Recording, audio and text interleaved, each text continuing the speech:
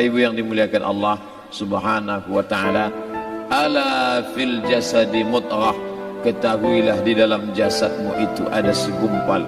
Idza saluhat, kalau dia baik, saluhal jasadu kulluh, yang lain ikut menjadi baik. Wa idza fasadat, kalau dia rusak, fasadal jasadu kulluh, yang lain ikut menjadi rusak. Di mana dia? Ala wahyal qalb, dia adalah hati. Maka yang pertama kali menghitam itu apa kata Allah? Kalla bal rana, ada satu titik hitam, ala qulubihim, ada satu titik hitam di dalam hati mereka. Ketika satu titik dibiarkan berubah menjadi dua titik dibiarkan berubah menjadi 3 titik, 5 titik, 10, 100, 1000, maka dia pun menjadi hitam semuanya. Ketika hati sudah hitam, maka itulah azab di atas azab. Khatamallahu ala qulubihim. Setelah hati menghitam, terkunci, menular ke telinga. Wa ala sam'ihim. Setelah telinga, wa ala absarihim ghishawah. Padahal 3 itulah nanti yang akan ditanya di hadapan Allah. Inna sam'a wal basar wal fuad. Coba lihat, ketika akan ditanya, yang ditanya 3, tapi diawali dari telinga. Inna sam'a wal basar wal fuad, telinga, mata, hati. Tapi ketika terkunci, yang duluan dikunci hati. Khatamallahu ala qulubihim wa ala sam'ihim wa ala absarihim. Kalau hati sudah terkunci, telinga tersumbat, mata tertutup. Summum bukmun umyum, summum bukmun umyum, pekak, tuli, bisu, apapun tak lagi masuk ke telinga. Malam ini kita menyadarkan diri kita, terlebih lagi yang berceramah, jangan kau hanya sampai menyampaikan ayat saja. Hai Abdul Samad, apakah kau yang bicara itu hatimu sudah hidup? Senantiasa merasakan diri, aku orang paling hina, aku orang paling kotor, ditempelkan kening ke lantai di tempat yang diinjak tapak kaki, mengatakan bahwa aku bukan siapa-siapa. Malam ini Kepala Kanwil BPN Provinsi, Kabupaten, saya tak bisa membedakan mana yang kabupaten, mana yang kota, mana pegawai tinggi, mana pegawai rendah. Semuanya rata sama. Andai dibuat acaranya di kantor, mungkin saya segan, sungkan melihat dari seragamnya, bajunya. Tapi malam ini semuanya sama. Andai tak disebut tadi Pak Kepala Kantor, Pak Kanwil, saya pun tak tahu mana Pak Kanwil, mana tidak. Fotonya ganteng pula aslinya lagi daripada foto. Artinya apa? Bahwa kalau sudah masuk ke dalam masjid, ketika engkau merasa dirimu tinggi di atas, kau bukan apa-apa, karena yang paling tinggi di badanmu pun kau tempelkan. Tapi saat kau jatuh, rendah, down, stres, kau jangan merasa rendah, karena kau tegak berdiri di hadapan Allah. Kau angkat 2 tangan, Allahu Akbar. Di dalam diri ini disebut dia dengan qalb. Kenapa disebut qalb? Orang Arab menyebut qalb qallaba, karena sifatnya berbolak-balik. Pada saat selesai salat, astaghfirullahalazim, tidak ada yang paling bersih, dia bersih. Tapi pada saat petang sore hari, yusbihu mu'minan, paginya putih, bersih, tak bernoda. Wa yumsi kafiran, petangnya hitam. Makanya dari pagi dibersihkan. Solat subuh bersih, solat zuhur bersih, condong matahari solat asar bersih, tenggelam matahari solat maghrib bersih, sempurna gelap malam solat isya bersih, tengah malam bangun tahajud munajat, di tengah malam orang tertidur. Wa tusalli bil laili wan nasu niyam, engkau tegak di waktu malam, di saat orang semua sedang tenggelam dalam lelap tidur panjang. Tapi engkau menangis meratap mengenang dosa begitu banyak. Sab'atun yuzilluhumullah, di antara 7 yang mendapatkan naungan Allah. Yauma la zilla illa zilluh, hari itu tak ada naungan kecuali naungan Allah. Di Di antara yang mendapatkan naungan itu adalah rajulun zakarallah, orang yang berzikir, munajat, muhasabah diri di tengah malam, sunyi, sepi, fafadat ainahu, menetes air matanya. Berapa banyak sudah harta dititipkan Allah, berapa ku pakai untuk zakat, wakaf, infak, sedekah, wasiat, hibah, ghanimah, harta rampasan perang di zaman Nabi. 7 harta yang akan menolong di hadapan Allah, 1 pun tak dipakai. Umur diberikan Allah 40, 60, 70. Berapa yang kupakai untuk menolong agama Allah? Berapa yang kupakai untuk mengingat Allah?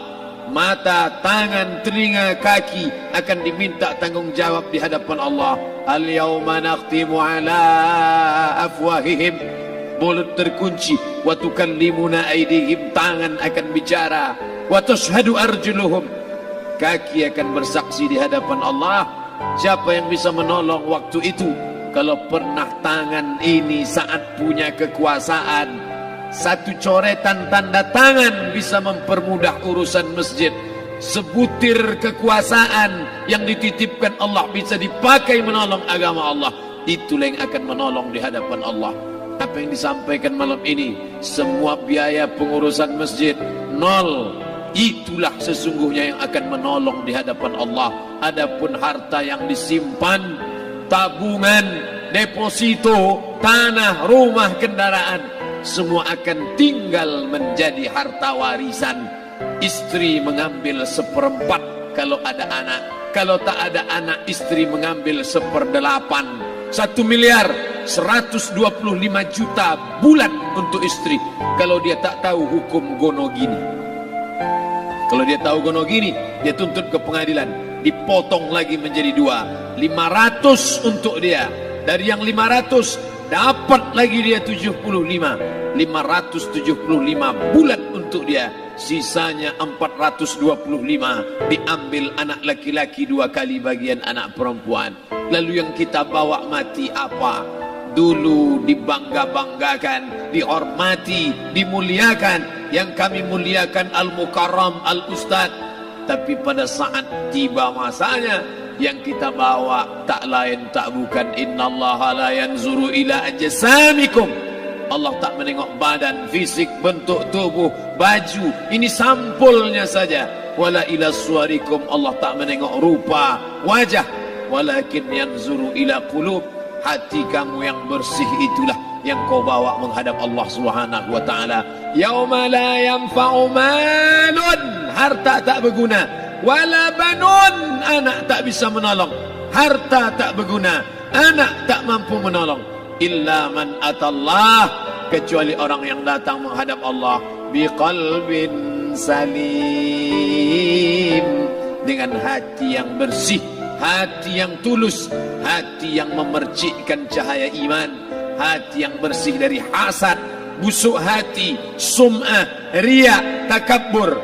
Itulah yang menolong di hadapan Allah Subhanahu wa taala. Tulang, kulu, kulit, darah, lemak, sumsum akan menjadi santapan cacing tanah. Begitu besok pagi pintu kamar tak bisa diketuk, istri bolak-balik membangunkan tak terjaga, dipegang pipi sudah sejuk macam es batu, tanda jantung tak lagi berdetak, maka darah mulai berubah menjadi nanah, busuk. 1, 2, 3 hari kalau tidak disuntik formalin, jasad paling busuk jasad manusia, karena semua dia makan herbivora, tanaman saja. Tapi kita ini omnivora, semua masuk. Maka begitu mati, paling bagus orang Islam paling cepat dikuburkan. Selesai acara pemakaman, habiskah masalah, muncul masalah baru. Disitulah kita baru sadar. Apa kata Imam Ali radhiyallahu anhu? An-nasu niyam. Semua manusia waktu hidup itu tidur. Bapak tidur, ibu tidur, saya tidur. Semua orang waktu hidup itu tidur. Falamma matu, ketika dia mati, disitulah dia baru terjaga dari tidur panjang. Saat Israel mencabut nyawa, ditarikkannya adalah satu centapan yang kuat. Disitulah kita baru terjaga dari tidur panjang. betapa aku meninggalkan salat, betapa aku tak berzakat, betapa dulu kekuasaan, aku lulus umur 30, pensiun 58, 28 tahun apapun tak pernah kubuat untuk agama. Sibuk membesarkan anak, sibuk mengurus warisan. Anak pun tak ingat dengan kita karena kita lupa menanamkan pendidikan agama di dalam otak kepalanya. Andai dulu pernah dia dibawa ke masjid, andai dulu pernah dia dibawa umrah, andai dulu dia dimasukkan SD IT, SMP IT, SMA IT, Islamic Boarding School, dibawa ke masjid, takkan dia lupa mendoakan selesai salat, Rabbighfirli wali walidayya warhamhuma kama rabbayani saghira. Harta yang banyak tak sempat menolong agama Allah. Anak tunggal semata wayang tak sempat dididik agama. Istri meninggalkan dalam keadaan stres susah hatinya karena dia tak diajarkan sabar menerima ridha ketetapan takdir Allah. Dan paling celaka, tak pernah anggota tubuh ini dipakai untuk berzikir, muhasabah, mengingat Allah. Tak pernah mata dipakai menengok Quran, kitab suci Allah. Tak pernah dipakai hati merenung sejenak, apa yang akan kubawa mati menghadap Allah Subhanahu wa ta'ala. Malam ini saya tak minta diajak ceramah tentang hukum zakat, hukum puasa. Saya tidak diajak tanya jawab apa hukum unjuk rasa besok tanggal 4. Yang ditanya adalah bagaimana kita merenung sejenak. Abdul Somad, engkau berhadapan dengan para pegawai Badan Pertanahan Nasional Provinsi Riau, berkumpul 12 kabupaten kota. Ini orang-orang ngurus tanah, dari dalam tanah naik ke atas tanah, ngurus tanah, ngurus tanah, ngurus tanah, masuk ke dalam tanah. Abdul Somad dari dalam tanah naik ke atas tanah, ceramah, ceramah, ceramah, ceramah, ceramah, masuk balik ke dalam tanah. Yang kau bawa apa?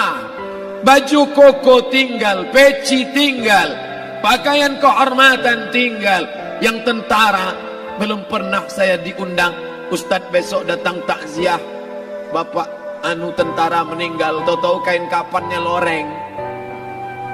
Tak ada. Yang kau bawa kain tidak berjahit, disobek, kerak. Itu yang akan menyampul kulitmu, yang selama ini kau dimandikan, dibersihkan oleh ibumu dulu 60 tahun yang lalu. Sampai masanya kau lupa kapan kau dimandikan dulu. Sekarang ruh melihat, disebut dia ruh karena dia raha ya ruhu ruh, seperti aroma semerbak yang datang pergi hinggap. Ruh sampai masanya dia datang masuk ke dalam jasad.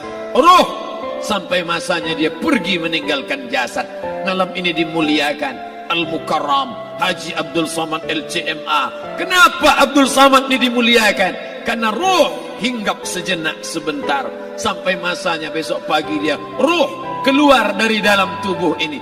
Anak yang katanya ayahku sayang, istri katanya kaulah abang, sampai masanya mereka tak lagi mau mendekat. Rumah itu saya yang buat, saya yang mengukurnya. Tapi begitu ruh sudah keluar dari badan, tidak satu pun semeter, sesenti, sejengkal, seasta ada tempat di rumah itu untuk jenazah bernama jenazah Abdul Somad. Dulu orang bertanya, rumah Ustadz Somad di mana? Hari ini orang tidak lagi bertanya, tak lagi menyebut nama. Orang sudah mengatakan kuburnya mana. Dulu kalau dia masuk masjid, didatangi orang, disalami orang. Mahasiswa, anak-anak, remaja mencium tangannya sebagai tanda hormat. Tapi begitu diletakkan keranda, kita akan sholat jenazah nanti selepas sholat zuhur. Apa kata orang? Letakkan di tepi sana, letakkan di tepi sana. Tak satu pun mau mendekat, letakkan dia di sana. Bahkan sebagian mengatakan jalan dalam masjid, letakkan dia di luar. Dia tidak disebut engkau yang mulia, tidak digunakan kata ganti orang langsung. Letakkan dia di sana. Bahkan sebagian tak lagi, padahal tempat paling mulia sebelah kanan, orang tak lagi mau di kanan, mulai dia menjauh ke kiri. Kenapa kau ke sana? Takut aku mimpi hantu nanti malam. Mana kawan, sahabat, andai tolan, anak menantu, teman sekantor, semuanya pergi meninggalkan. Yang tetap dibawa, kalau pernah kaki melangkah salat berjamaah di masjid, kalau pernah tangan mengusap kepala anak yatim, kalau pernah tangan mengucap subhanallah. Nanti di akhir tausiah kita akan berzikir, munajat, muhasabah diri, berdoa, mengenang apa yang akan kita bawa menghadap Allah Subhanahu wa taala. Datang malaikat membawa kain kafan dari cahaya, akan menyambut ruh yang mulia. Hadis riwayat Ahmad bin Ambal dalam kitab Al-Musnad, turun malaikat berlomba-lomba membawa kain putih dari cahaya, menunggu ruh akan keluar. Ruh menetes seperti embun di ujung daun, daun tidak bergoyang, ranting tidak patah. Ruh menetes pelan turun ke dalam kain kafan, dibawa malaikat ke pintu langit. Tak sabar mereka menyambut, inikah dia yang selama ini berjamaah? Inikah yang dulu ketika dititipkan kekuasaan menolong agama Allah? Kam min masyhurin fil ardi walam yakun ma'rufan fis sama. Berapa banyak yang masyhur terkenal di bumi, malaikat tak mengenal dia. Ini roh siapa? Tapi ini bukan LCMA, dia bukan ustadz, dia bukan ulama, tapi imannya dalam.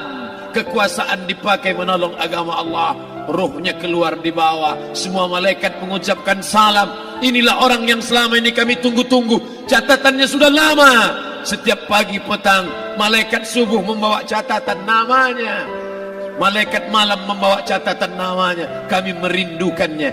Begitu orang-orang yang masyhur di langit tapi tak dikenal makhluk bumi. Tapi ada sebaliknya, yang rohnya disentapkan, ditarik malaikat dengan begitu